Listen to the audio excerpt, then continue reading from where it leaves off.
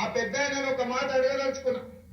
ఎక్కడైనా ఎవరైనా ప్రభుత్వ ఉద్యోగిగా ప్రభుత్వం నుంచి జీత భత్యాలు తీసుకొని దాదాపుగా 16 నెలల నుంచి ఇంట్లో నుంచి కాళ్ళు కలపకుండా జీత భత్యాలతో సహా అన్ని వసతులను మీరు అనుభవిస్తున్నారు కదా, ఇది ఏ చట్టంలో ఉందని నేను అడుగుతున్నా.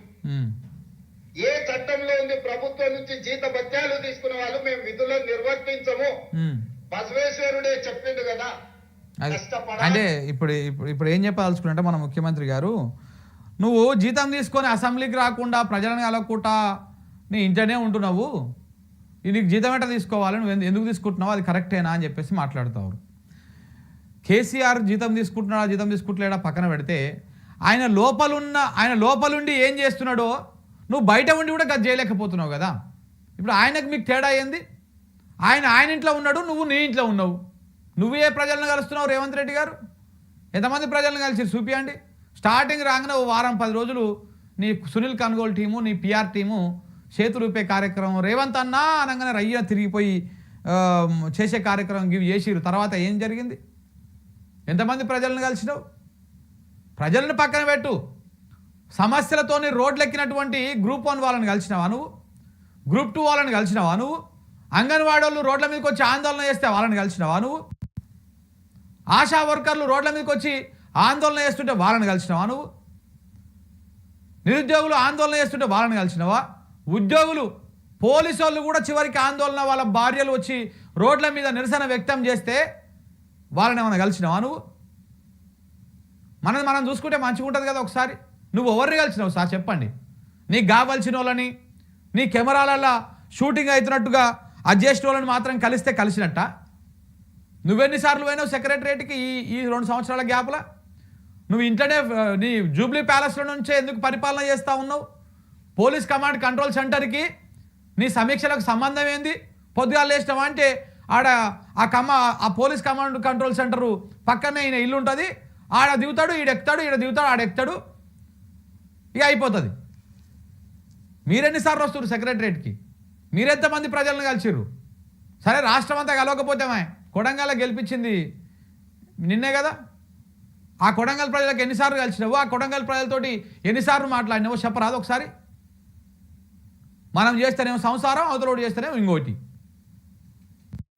మీరు చేసేది ఏంటిది?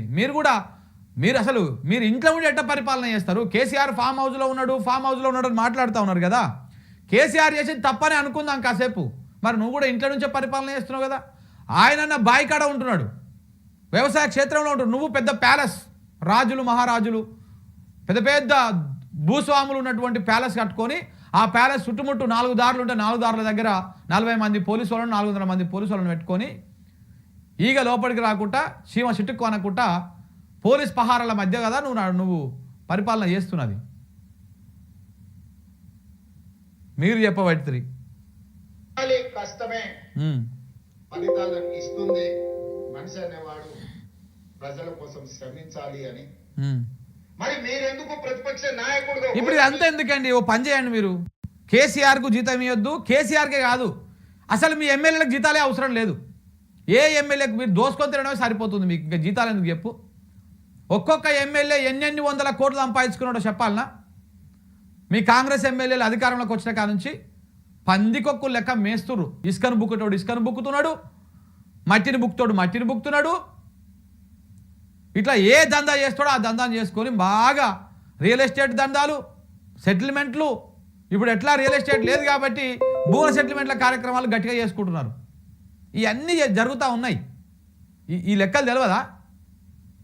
గట తుంగతుర్తి ప్రాంతము, గట కాళేశ్వరం సైడ్ పోతే ఇసుక బుక్కుతున్నటువంటి కాంగ్రెస్ నాయకులు, కాంగ్రెస్ మంత్రులు, కాంగ్రెస్ ఎమ్మెల్యేలు, కొల్లలు మిమ్మల్ని గెలిపించిన పాపానికి అక్కడ జనం కూడా తలకాయలు పట్టుకుంటున్నారు.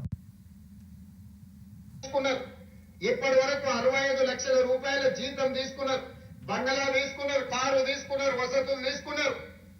పోలీసుల పహారా మీకు కల్పించిన ప్రధాన ప్రతిపక్ష నాయకుడిగా, మాజీ ముఖ్యమంత్రిగా అన్ని వసతులను అనుభవించకుండా తెలుగు ఉండి మాట్లాడుతుండా రేవంత్ రెడ్డి గారు? తెలుగు లేక మాట్లాడుతురా మీరు? నాకు అర్థమైతలేదు. కానీ అది రాజ్యాంగబద్ధంగా చట్టబద్ధంగా వచ్చేటువంటి భద్రత కానీ ఇవన్నీ కానీ మరి ఎందుకు చంద్రబాబు నాయుడు ముఖ్యమంత్రిగా లేకపోయినా కానీ ఆయనకు ఇది Z+ కేటగిరీ వెనక ముంగలు కలిసి పెద్ద 10-15 మంది పోలీసు వాళ్ళు మిలిటరీ వాళ్ళు ఉంటారు. ఎందుకుంటారు?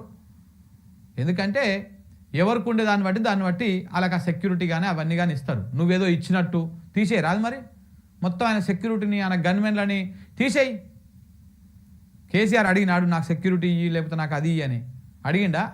ఏమన్నా అడుగుతాడా? గట్లా తీసేయి, మొత్తం తీసేసేయి. ప్రతిపక్ష హోదా నువ్వు తీసేయి, ఆయనని డిస్మిస్ చేయి, లేకపోతే ఇంకేదో ఏం చేస్తావు అవన్నీ చేయొచ్చు కదా.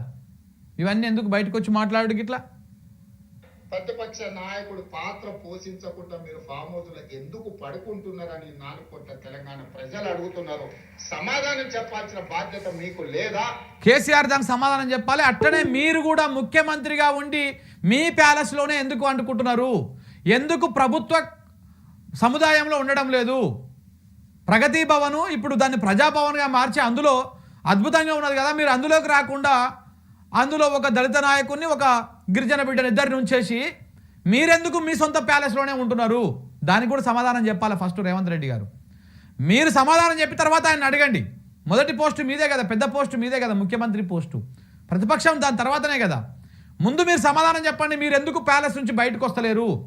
ప్యాలెస్లో మీరు పెట్టే సంతకాలు ఎన్ని? అవి అధికారికంగా ఎన్ని పెడుతుర్రు, అనధికారికంగా ఎన్ని పెడుతుర్రు, సెటిల్మెంట్లు ఎన్ని అవుతున్నాయి, ఎవడొస్తున్నాడు ఎవడు పోతున్నాడు, ఇవన్నీ ప్రజలకు తెలియాలి కదా. మీరు ముఖ్యమంత్రి కదా, మీ సొంతం పనులు కావు కదా ఇవి. ఈ రాష్ట్ర ప్రయోజనాలు కాపాడేటువంటి బాధ్యత మీ మీద ఉన్నది కదా. మీరు ముఖ్యమంత్రిగా మీ సొంతం ఇంట్లోనే ఉంటారు. అల్లకు ఎవడొస్తున్నాడో ఎవడు పోతున్నాడో ఏవి కూడా బయటికి రానియరు, పొక్కనియరు. అదానితోటి మీరు ఇంట్లో కూర్చొని 2-3 గంటలు కూర్చొని మాట్లాడుకున్నది నిజం కదా. అదే సెక్రటరియట్లో కూర్చుంటే సెక్రటరియట్లో మాట్లాడితే అది ఆన్ రికార్డ్, వచ్చింది పోయింది జనానికి తెలుస్తుంది. నువ్వు నీ ఇంట్లో కూర్చుంటివి మరి దొంగసాటనంగా ఏమైనా దొంగ ద్వారాలు ఉన్నాయేమో మీ ఇంటికి, ఆడంగా తీసుకొచ్చుకొని కూర్చోబెట్టుకుంటివి, మాట్లాడితివి, పంపిస్తేవి, వాడేమి ఇచ్చిండో నువ్వేం తీసుకున్నావో, లేకపోతే నువ్వేమి ఇచ్చినావో ఆయన ఏం తీసుకున్నాడో తెలంగాణ తెలవకపోయా, మూడో కంటికి తెలవకపోయా, నీ ఇంటి వాళ్ళకు నీకు తెలిస్తే సరిపోయినా. కేసీఆర్ ఏడ ఉన్నా పెద్ద ఇప్పుడు వచ్చే ప్రాబ్లం ఏం లేదు. ఆయన ముఖ్యమంత్రి కాదు, ఇప్పుడు నువ్వు ముఖ్యమంత్రివి, నువ్వు జవాబుదారితనంగా ఉండాలి. నువ్వు ఉండకుండా ఆయన ఆడ కూర్చున్నాడు, నువ్వు ఇళ్ళ కూర్చొనే ఈ ముచ్చటని చెప్తా ఉన్నావు. నువ్వు ముందు ప్యాలెస్లోకి వెళ్ళి బయటికి రా, ప్రగతి భవన్కి రా, ప్రజాభవన్కి రా, అందులో ఉండు. సీతక్కకి అవసరం లేదు, సీతక్క మంత్రి కదా, ఆమెకి మినిస్టర్ క్వార్టర్స్ ఉంటుంది. ఎట్లాగో ఆమె మినిస్టర్ క్వార్టర్లోకి పోతుంది. సీతక్క ఉన్న దాంట్లో బట్టి విక్రమార్క గారు ఉంటారు, మీరు పోయి అందులో ఉండండి, తెలుస్తుంది కదా. అట్లా ఉండం. అట్లా ఉంటే ఎట్లా? వచ్చేది పోయేది అన్నీ తెలుస్తాయి. మన దందాలు మన వ్యవహారాలు అన్నీ మన ఇంట్లో ఉంటేనే కరెక్ట్గా నడుస్తాయి. నీ ఇంట్లోకి వచ్చి ఎవరిలో పోయిండు అదే ప్రగతి భవన్, అదే ప్రజాభవన్ అనుకుంటే అదే గవర్నమెంట్ బంగ్లా అయితే దాని మీద ఒక రైట్ ఉంటుంది అడిగేటోనికి, మాట్లాడటానికి. రాణిస్తావా ఇవాళ రాణిస్తావా? ఓ రానియరు ప్రగతి భవన్కి కంచెలు పెట్టిరు, గోడలు పెట్టిరు అని చెప్పారు కదా. ఇలా నీ ఇంటికాడికి రాణిస్తావా? ఎందుకంటే ముఖ్యమంత్రి నివాసం అంటే అది ప్రజలకు సంబంధించినటువంటిది. మరి రాణిస్తావా వాడికి? తెలంగాణ ప్రజలని వచ్చి కూర్చొని మాట్లాడిస్తావా? మా దానికే ఎందుకు? పాపం ఆయన ఎవరు? మాజీ ఎమ్మెల్యే గుమ్మడి నరసయ్య పోయి ఆడ పోయి 2-3 సార్లు పోయి నిలబడితే ఆయనకు అపాయింట్మెంట్ కూడా నీ నీ నీ చుట్టుపక్కల ఉన్నోళ్ళు. ఇంకా సాధారణ ప్రజల్ని కలవబోయినావు నువ్వు. ఆయన అంటే నేను రాను అసెంబ్లీలో, మా పిల్లల్ని పంపించిన అంటారు. నేను ఆయన అడుగుతున్నా, అడుగు. పిల్లలు పంపించడానికైతే మీరెందుకు ప్రతిపక్ష నాయకుడు ఉండాలి? మీరెందుకు పార్టీ అధ్యక్షుడు ఉండాలి? మీరెవరు సభకు ప్రతిపక్ష నాయకుడు మమ్మల్ని ప్రశ్నించే నైతిక హక్కు మీకున్నదా? మీ నైతిక హక్కు లేనప్పుడు మీకు మమ్మల్ని ప్రశ్నించే అధికారం ఎవరిచ్చిండ్రు అని నేను అడుగుతున్నా. అడగొద్దు, అన్నను ఎవరు ప్రశ్నించొద్దు, అన్నను ఎవరు మాట్లాడొద్దు, అన్న కుటుంబం చేస్తున్నటువంటి భాగవతాలు బయట పెట్టొద్దు. పెడితే కేసులు పెడతాడు, అడ్డమైన కేసుల రకరకాల కేసులలో ఇరికిస్తాడు, లోపల పెడతాడు. ఇట్లాంటివి ఉంటాయి అన్నమాట. అన్న ఇప్పుడు చాలా కేసులలో చాలా మంది దొరకలేరు, ఎట్టరా అని చెప్పేసి పొద్దుగాలేసి అందుకే ఆ పోలీస్ కమాండ్ కంట్రోల్ రూమ్లోకి పోతున్నాడు. ఎవడన్నా పరిపాలన చేస్తాడు సచివాలయానికి పోయి కూర్చొని చేస్తాడు, కానీ పోలీసు వాళ్ళ దగ్గరికి ఎందుకు పోతున్నాడు? కేసులలో ఎవరెవరిని ఏ కేసులలో ఇరికియాలి, ఎట్టెట్ట ఇరికియాలి, మాట్లాడుతోడేవాడు, మాట్లాడకుండా పనిచేస్తాడేవాడు, ఎవరిని ఏ రకంగా ఇరికియాలనో పోలీసు ఆఫీసులో కూర్చొని పోలీసులతో డిసైడ్ చేస్తున్నాడు, మాట్లాడుతూ ఉన్నాడు. అలా చెంచాలను ఇయ్యాలనో రేపో డీజీపీలను చేసుకోవాలి కొంతమందిని అని చెప్పేసి ఈ ప్రయత్నం చేస్తూ ఉన్నాడు. ఎంతసేపు దీని మీదే ఉన్నది. పోలీసు హోంశాఖ మంత్రి లేకుండా 2 ఏళ్ళు అవుతున్నది. ఈ రాష్ట్రానికి హోంశాఖ మంత్రి లేడు. అడిగే దమ్ము ధైర్యం ఎవడికి లేదు. ఎందుకంటే హోంశాఖ మంత్రి వేరే వాళ్ళకి ఇస్తే ఈయన భాగవతము ఈయన పప్పులు ఉడకవు కాబట్టి